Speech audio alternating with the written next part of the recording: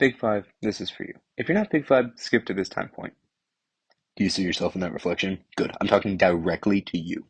I had to record all of these voice lines in one day so I could do all the editing the next day, and you're telling me you've been sitting on footage for weeks? I'm expecting your greatest work today. Okay, all the regular viewers are here. Great, this is apparently a double feature. This video is released January 2nd and PigFive releases a video after on the same day. I'm catching you all up as fast as possible before now let the actual start of the video play. Welcome back, my contextless viewers, and happy holidays. We've been gone for a while now. My computer had some issues and needed fixing in Texas for over 2 months somehow, and we lost some files. I wonder how much PigFive lore we missed out on. Hey, Red, how many things do we have to cover? 37. Are you serious? Yep, let's get to work. Alright, let's see if we can speedrun this. Wait, this can't be right. This description is from January 26. When was our last video? It's been a year? Alright, M4X is dead. Tom is speaking directly to Stalker without the CEO and Nat's knowledge. A cubed has escaped. Got it. Next one. Looks like Uprise is finally living up to the name. Let's see where this goes. Establishment of Monarch and lack of his lore. Next. L30 is the cubed brought to life that Tom mentioned. The factory seems to have some conscious entities possibly related to the cubed. We'll keep that in mind. Moving on. Expedition 0, and the first discovery of the rift. We'll come back to this if something sounds similar later. Expeditions 1 and 2 seem standard. 3 and 4 interest me. 3 tells us the Prowler's in the in-between and has a connection to the Spire. 4 tells us the connection of Cubed to Eva, as well as the in-between. Expedition 5 tells us I assume Jen has a base in the in-between. I assume this Leo is different from L30. I'm also assuming this is the same expedition leader from Expedition 3. Well, that's ominous. For anyone unaware, the concept of Chekhov's gun is the idea that if you introduced a gun in the first act, somebody has to get shot, or at least the gun has to be fired by Act 3. So this is essentially Chekhov's Overlord. This should be fun. Okay, incident at Everfall Mall, write that down. E2, you say? Possibly related to Everfall Mall? Let's go with a yes question mark on that. Factory robot. L30 perhaps. The beast is most likely the triple question mark from our fourth piece of lore. Current theory until further evidence, triple question mark is the beast is the absolute, and Stalker is speaking for Jen in this regard. This could be entirely wrong. Yeah, no, dead wrong. We'll stick with triple question mark being the beast, but Stalker is not representing Jen. Very separate events. Oh, so that's why Everfall Mall is important. Huh. What? Lemme just.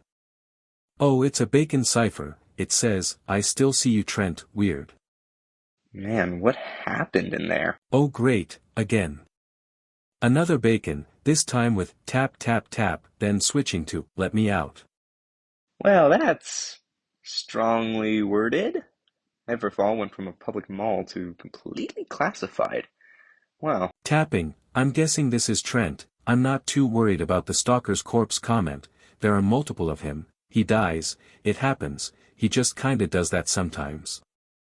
Oh, so E2 is the one tapping. Got it. Also good to know that the tapping is audible, not just happening in Trent's head. Okay, got it. Desmond Winters is in charge of all things Everfall. Also interesting that the complaint actually went through and E2 is being moved. Surely nothing bad will happen.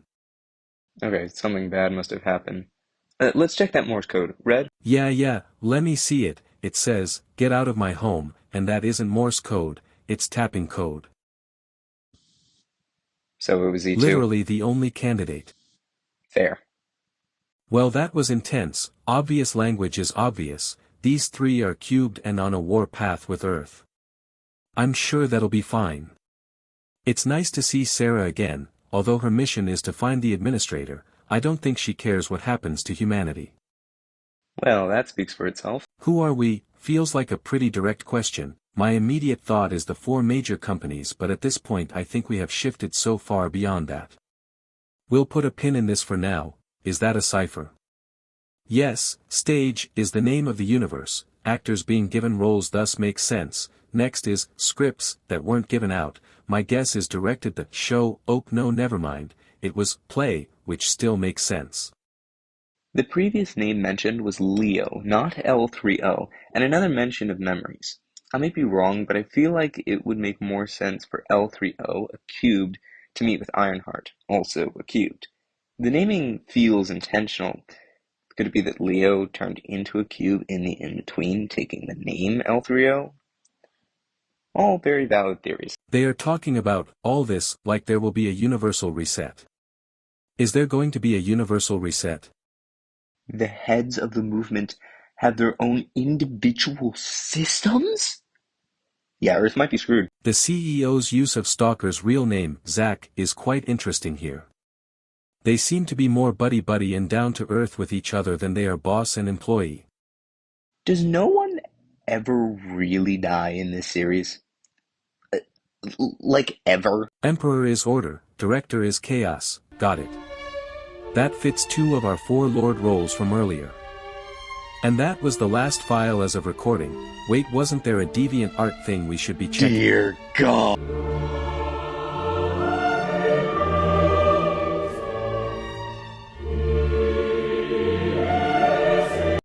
It's fine, it's not all lore relevant, right?